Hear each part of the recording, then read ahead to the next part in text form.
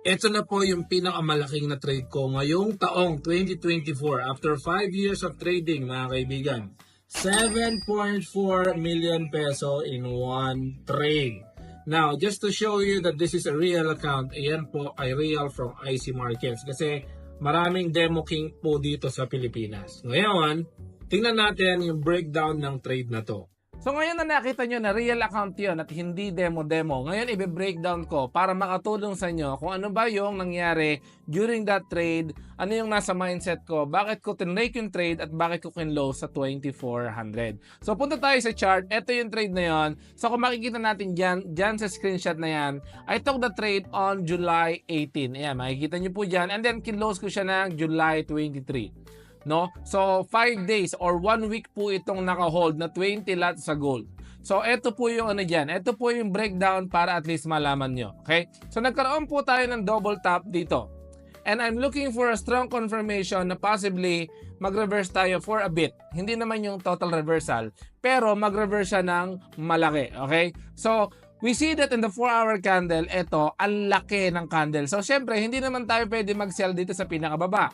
So we waited for a retest dito sa taas, dito sa previous support.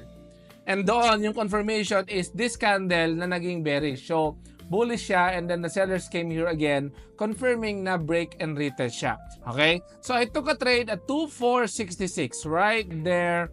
Ayan yung trade natin, 2,466 and ang stop loss ko is around here. So by this time, malaki naman yung balance ng account.